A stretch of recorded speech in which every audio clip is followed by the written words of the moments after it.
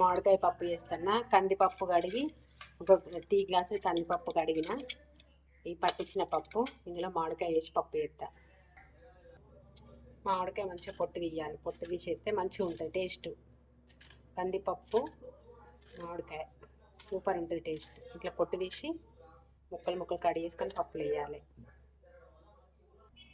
మామిడికాయని మంచిగా ముక్కలు కడిగేసుకొని పప్పులు వేస్తా. మంచిగా పండుగ వచ్చినాయి కాయలన్నీ. లైక్ చేయండి ఫ్రెండ్స్. వీడియో చూసే వాళ్ళు లైక్ చేయండి, సపోర్ట్ చేయండి ఫ్రెండ్స్. కొత్త వీడియోలు తీస్తున్న వంట వీడియోలు, మంచి మంచి వంటలు చెప్తా.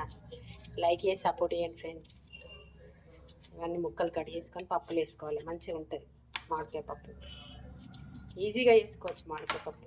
ఇట్లా పెద్ద పెద్ద ముక్కలు ఉంటేనే మంచిగా ఉంటుంది. మనం పప్పు పెట్టుకుంటే మంచిగా పెద్ద పెద్ద ముక్కలు వస్తాయి. మంచిగా 2 కాయలు మంచిగా ముక్కలు కట్ చేసుకున్నా. ఒక దించుతాయి తీయని పండుగ వచ్చింది. పుల్లకాయ అయినా తీయ ఉంటాయి. ఇప్పుడు పప్పులు ఎత్తాను. పప్పులు వేసి సరిపడా నీళ్ళు వచ్చి వీళ్ళు ఏమద్దు ఇక నీళ్ళుండి పసుపు వేసి ఉడకబెట్టాలి. సరిపడా నీళ్ళు పోస్తాను. ఇంట్లోనే పసుపు కూడా వేయాలి. పసుపు కొంచెం కొంచెం జీలకర్ర కొంచెం మూత పెట్టి ఉడకనివ్వాలి. ఒక 2-3 విజిల్ రావాలి. పట్టించిన పప్పు కాబట్టి 3 విజిల్ వస్తేనే మంచిగా మెత్తగా ఉడుకుతుంది. గ్యాస్ ఆన్ చేసుకొని కుక్కర్ పెడతాను. 3 విజిల్ వచ్చినాక బంద్ చేద్దాం. ఈజీగా మామిడికాయ పప్పు చేసుకోరు మీరు కూడా. కమ్మ ఉంటుంది. పిల్లలు మంచిగా తింటారు. పక్క కొన్ని వేడి నీళ్ళు మసలు పెట్టుకుంటున్నా. పప్పు తొందరగా అవుతుంది వేడి నీళ్ళు మసలు పెట్టుకుంటే. చూద్దాం పప్పు ఉడికింది మెత్తగా. పప్పు మామిడికాయ పప్పు మెత్తగా ఉడికి నేను ఒకసారి మెత్తగా రుద్దుకొని ఉప్పు కారం వేయాలి. మంచిగా మెత్తగా నేను 2 స్పూన్లు వేసిన కారం, ఉప్పు కూడా వేస్తా.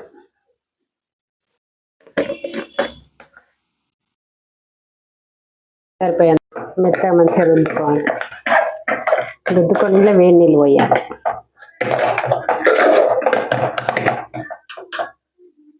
ఇలా వేడి నీళ్ళు పోతున్నా రుద్ది కలుపుకోవాలి. ఒక్కసారి ఒక పొంగ వచ్చాక మసాలా పెట్టి కల్లేమాకు వేసి పోపు పెడితే అయిపోతుంది.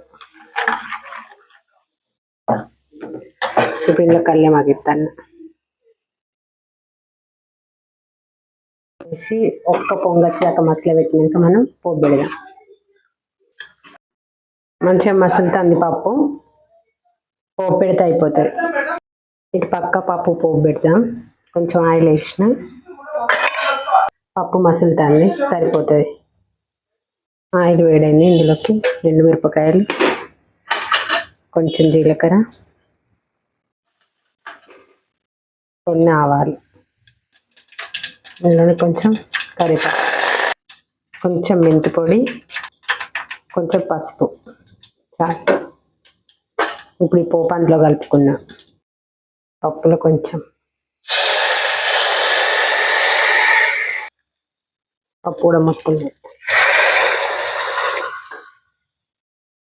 పట్టించిన పప్పు కాబట్టి ఇట్లా మంచిగా ఉంటుంది టేస్ట్ కూడా.